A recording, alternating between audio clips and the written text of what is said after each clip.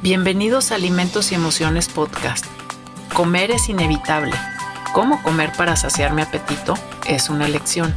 Soy Claudia Unot. Acompáñame a hablar sobre temas de conducta alimentaria, de la relación emocional que tenemos con los alimentos y cómo satisfacer uno de los impulsos más fundamentales que tenemos en nuestra vida, nuestro apetito.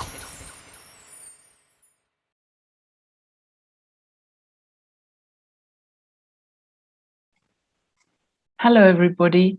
I'd like to welcome you all again today to Alimentos y Emociones podcast, where I'm really glad you're all returning for this next conversation that we're about to have today, which is a psychobiological view of appetite.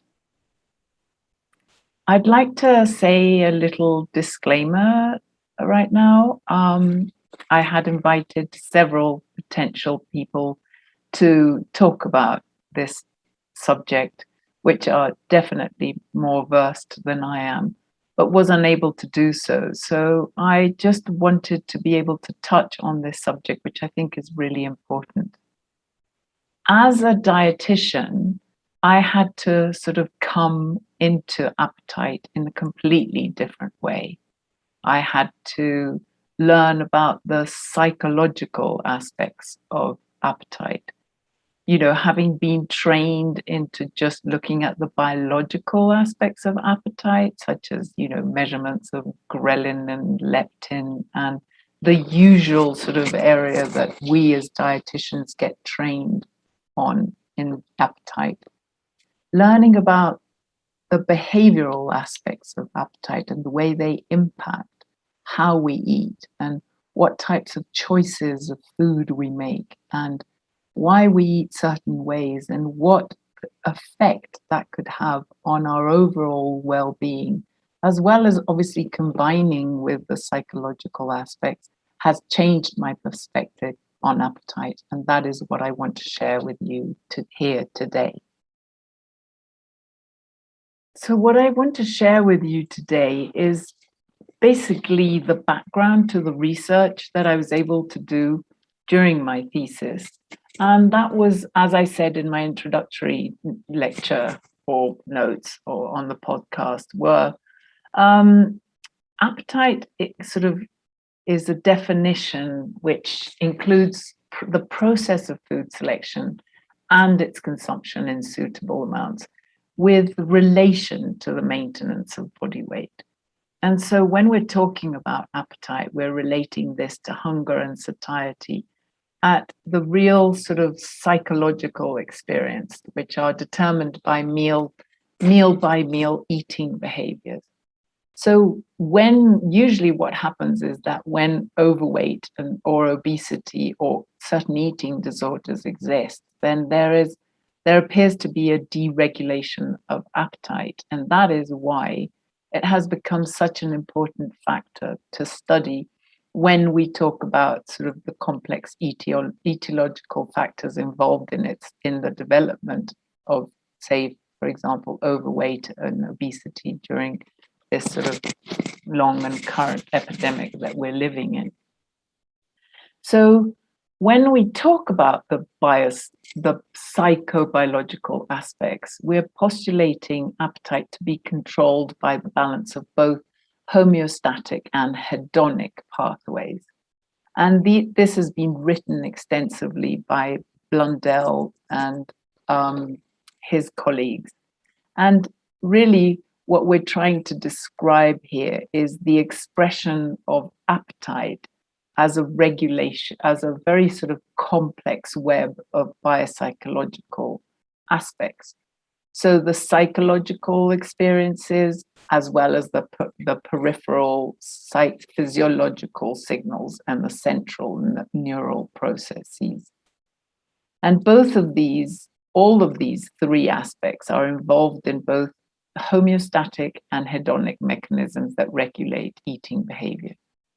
So when we talk about the homeostatic mechanisms of eating behavior, these tend to be mediated by the need to maintain energy balance and increase the motivation to eat after the depletion of energy stores. There are two types of homeostatic signals when we talk about appetite in homeostatically, which are tonic signals such as leptin secretion, which provide messages of hunger and are involved in more stable long-term energy reserves. And then we talk about episodic signals, which are mediated by peripheral or gut satiety signals, such as cholecystokinin secretion, and are involved in short-term energy maintenance in response to recent consumption. Then we have the hedonic control of appetite, which is related to reward-based pathways, and that is that which maintains a drive to eat. So there's a sort of strong interplay between both the homeostatic and hedonic pathways in appetite control, and this interplay will be sort of, I'll talk about in the following sort of sections. And all this encompasses all the events which take place before the initiation of eating by the sight of smell of food, which we would call like preprandially, which is all the area which is related to hunger. During eating, by all the physical and chemical contacts with food in the GI tract, which is the prandial phase of this sort of cascade, which I'm going to talk about, and that's known as the like satiation phase, and the after eating, which is the peripheral and central nervous system control, which is postprandially, that we refer to as satiety. So basically, when we talk about hunger, we're talking about a motivation to seek and consume food, which initiates a feeding process, which then leads to satiation, which is the process which brings about an ending to eating, and then leads on to satiety, which then causes the inhibition of hunger and terminates eating behavior. So all of this process is very well illustrated as part of the psychological and behavioral events of the satiety cascade. And if you've never seen it, I'm going to leave a link here because this satiety cascade is really a very good example published in 2012 by Harold et al. It's a very good example of the basic psychological and behavioral events that lead to these eating, which I just spoke about, the preprandial, the satiation, and the satiety aspects of eating, the physiological and metabolic events, which are sort of mainly gut related, and all the neurotransmitter and metabolic interactions which take part in the brain.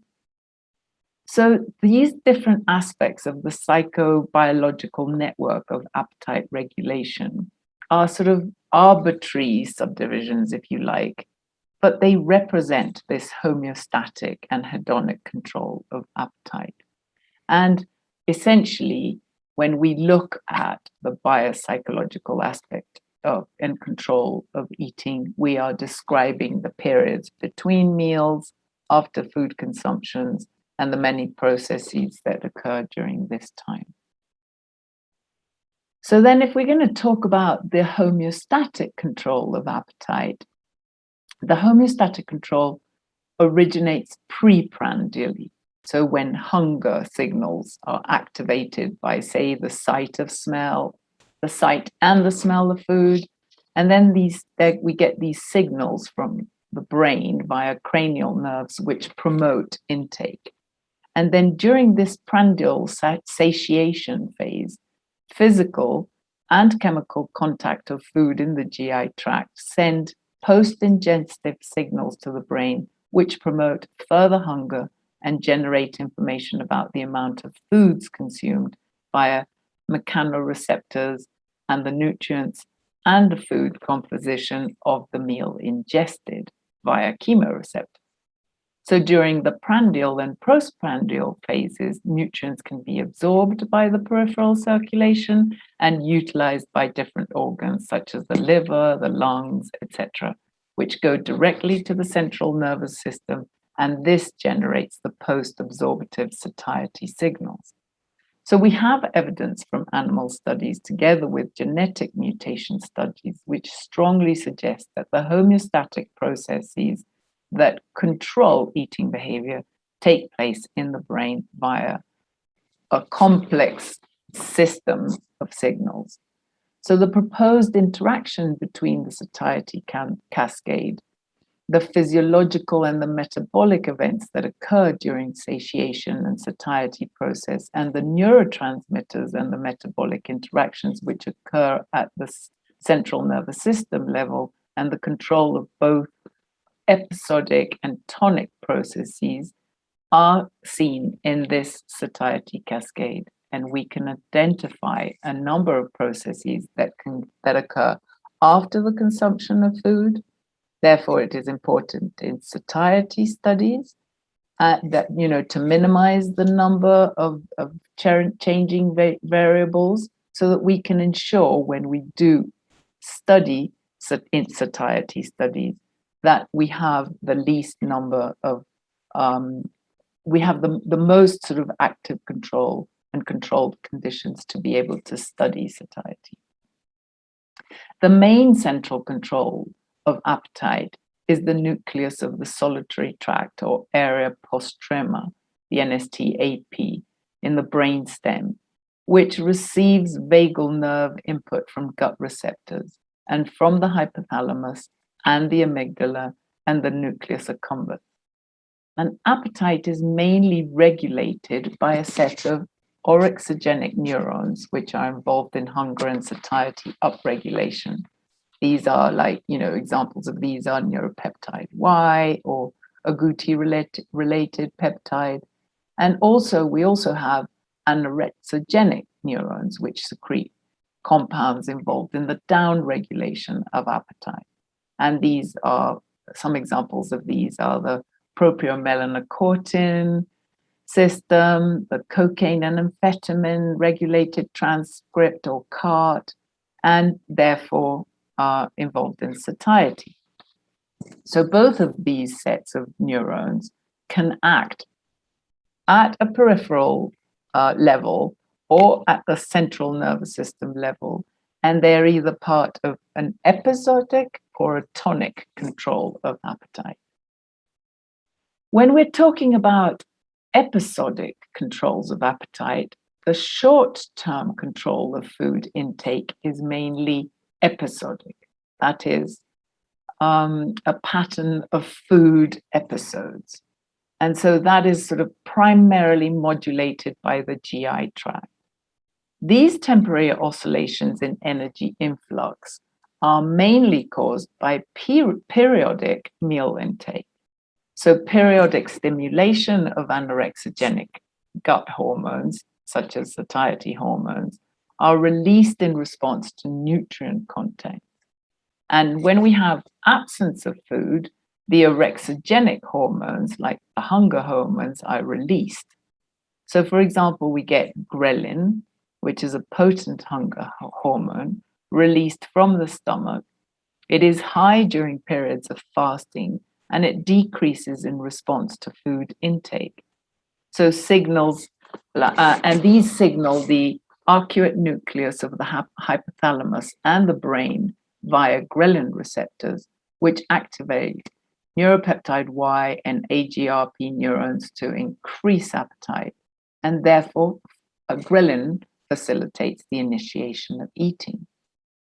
When we have satiety hormones, on the other hand, such as neuropeptide Y or cholecystokinin or pancreatic polypeptides or GLP-1 or peptide YY, these are released in the gut in response to the macronutrients of energy contents of the food consumed and are considered satiety peptides, increasing gastric emptying and allowing nutrient absorption.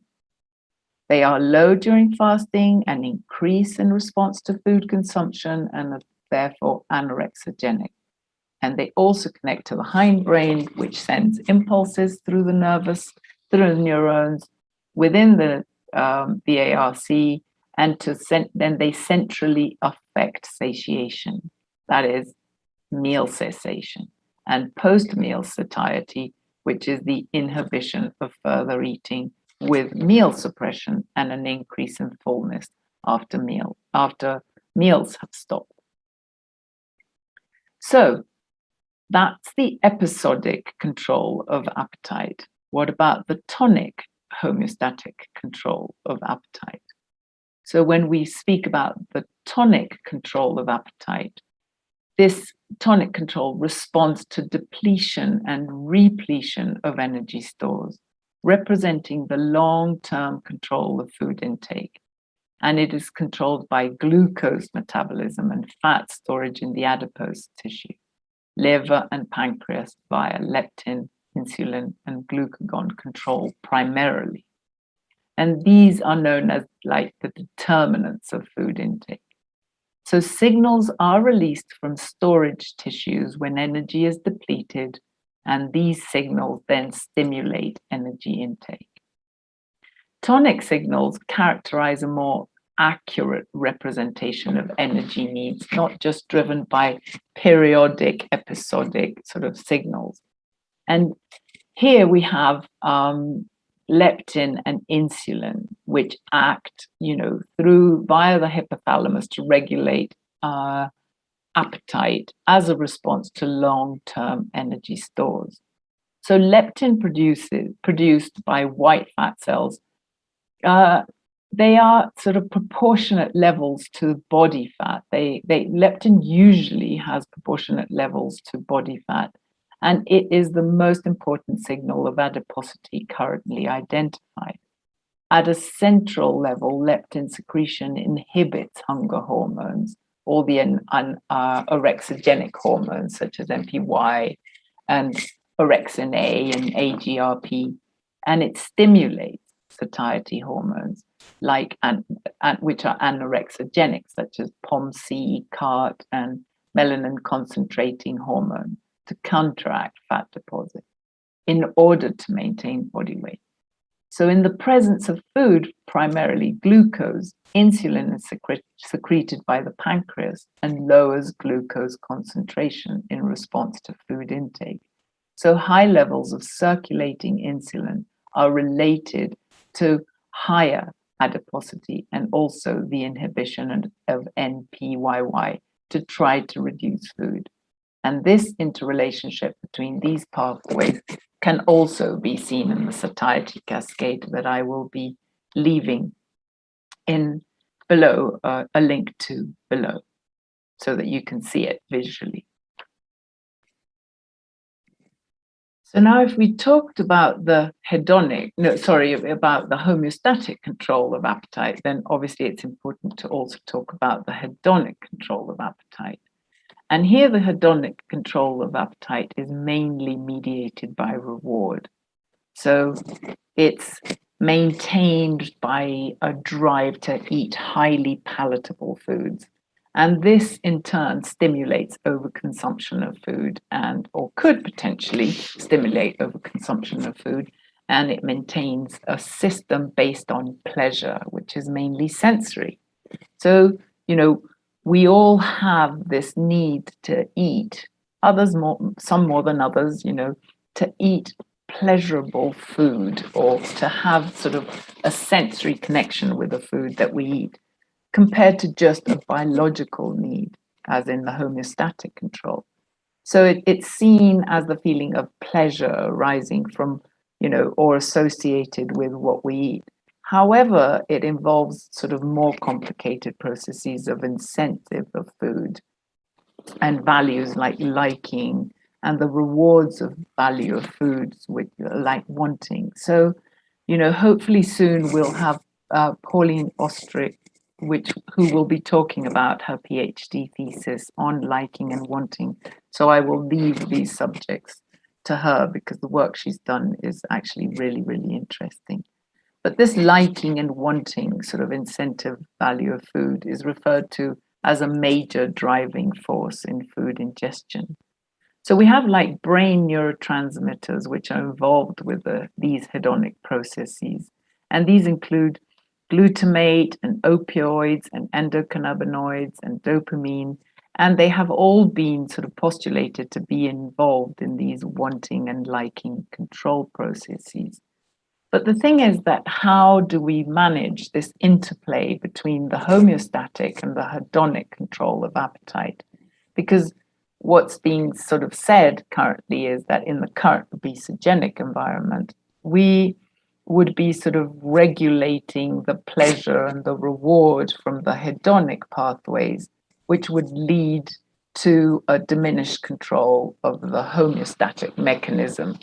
And this could, the argument is that this could lead to sort of hyperphagia and sort of a deregulation of weight maintenance. So here, when we talk about hedonic control, we're talking about the pleasure of eating becoming more over-responsive and therefore sort of overriding physiological consequences of ingestion, which would be the homeostatic control. But however, these systems, they don't operate independently. So there is a careful balance required to maintaining energy balance and thus, potential changes in body weight. And the increase in prevalence of sort of highly palatable food in the current obesogenic environment has been argued to chronically activate this hedonic system of food consumption and potentially promoting weight gain. So that's the argument given. So given that there are huge numbers of signaling molecules that are both involved in homeostatic and hedonic control of eating, there is this susceptibility to overeat, which could be sort of extremely variable in individuals and which could be potentially present in strong or weak responses to specific food cues. So measuring appetite is important to understanding the relationship that appetite has with weight.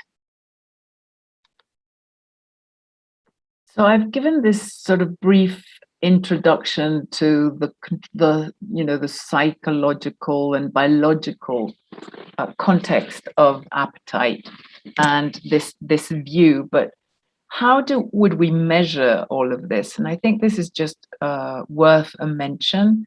And I will have other guests who will be talking about this, but I just want to be able to say that it's obviously important to be able to measure all of this, the biological as well as the psychological aspects of eating or appetite, because they're both involved in the measurement of energy expenditure. So we've got both like the metabolic aspects, which are, what, again, as dietitians, we're mainly concerned with, which is, or at least we consider in our equations as more important, which is this resting metabolic rate. But then we do take into account the behavioral side of it, which would be the physical activity and the sedentary aspects of energy expenditure, but we don't see them as being affected possibly by psychological sort of aspects. And in this case, appetite forms like this bridge between sort of internal and external environments, and therefore is both sort of biological and behavioral or psychological in nature.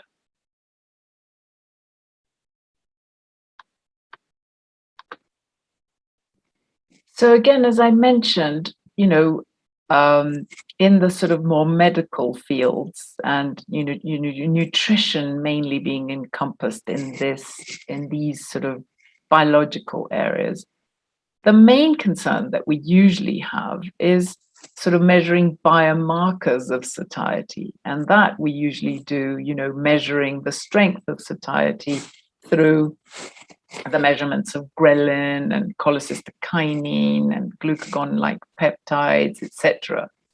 And so, a lot of studies, when you think about appetite, are related to these peptides, and are measured in blood. And so we measure, for example, ghrelin as released from the stomach and often, referred to as the hunger hormone, etc. So we're mainly sort of concerned with those aspects, but we, the secretion of these hormones could also be involved, or in a role in energy intake and appetite, and they could be really influenced or by other physiological aspects, and so we have to take this into account. So another way of measuring appetite for us would be to measure, for example, satiety, and the psychological or behavioral control of the satiety cascade at the bottom of the cascade when you see the diagram.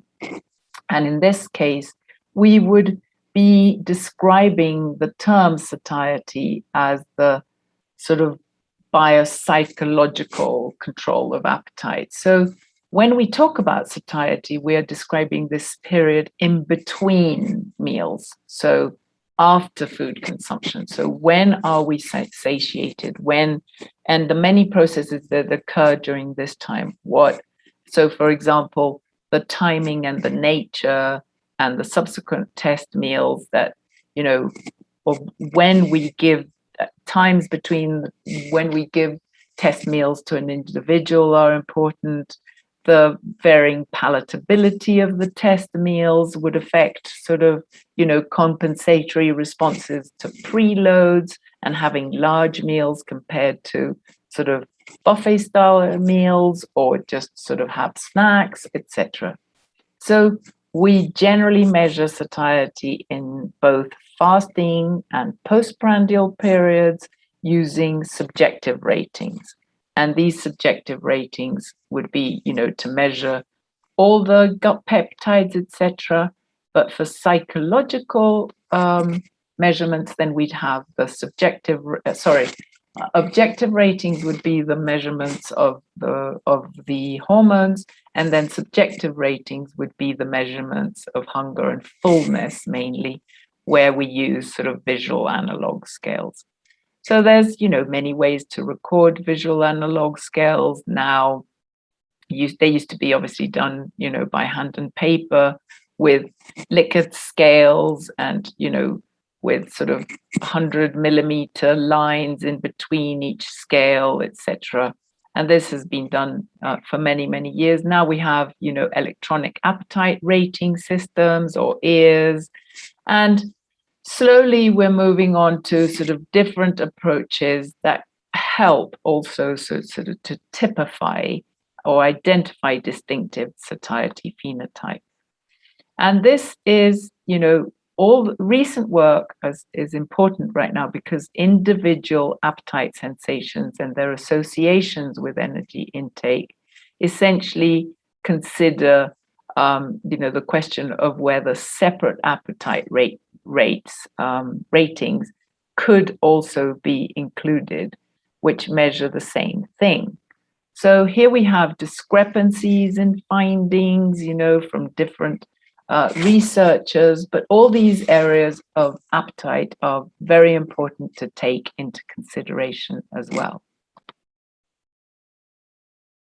Then we also have the issue of measuring satiation.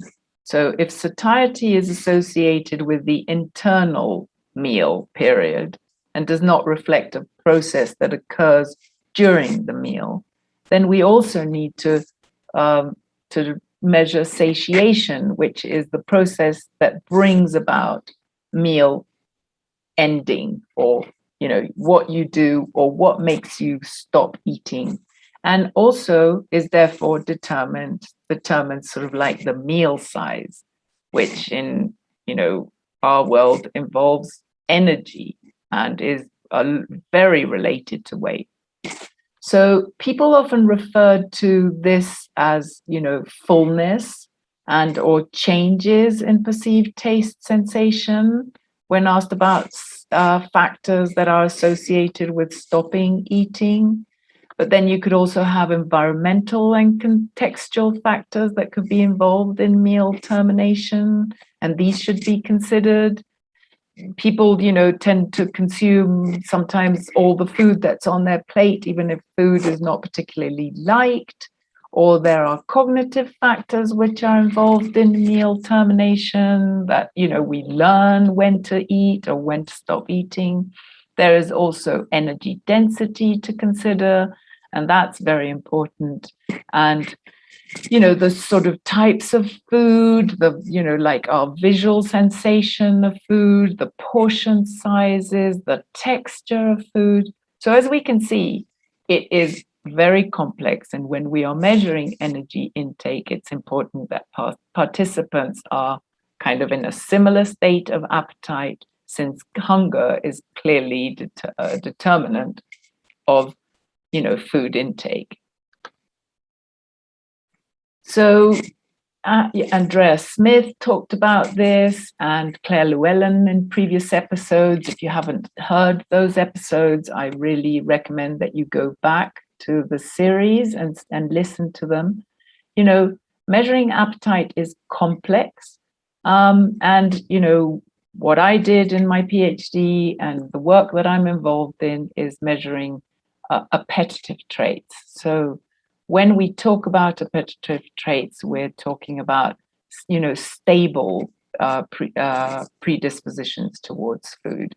And these traits are, we've measured, we've seen them. You can see Claire Llewellyn talk about this, genetically determined phenotypes of food, and they are thought to make, individuals more or less susceptible to certain environmental exposures.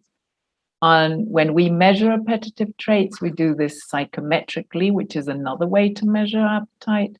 But we're not talking about the measurement of sort of one episode of meal eating, which you would be talking in a laboratory situation when you're measuring sort of satiety and satiation. So this is what I wanted to talk to you about. It's just a brief mention of all this area of a different perspective at looking at appetite, which we, like as I said, maybe not as common or not as usual when we're in the sort of more biological fields. And so I hope you found this interesting. It's only an introduction. You might get me next week as well, depending on the current state of, interviews that I'm having around this area of appetite. And if I, and hopefully we will have these talks with, other experts in the field, and we can continue this dialogue on appetite, behavior, and weight. And I will tell you, as I say, in Spanish, nos seguimos nutriendo. Thank you very much for following Alimentos y Emociones podcast. And as I said in Spanish, we continue to nourish each other. Thank you for returning, and I hope you can share this episode with those who are interested in listening. Goodbye for now.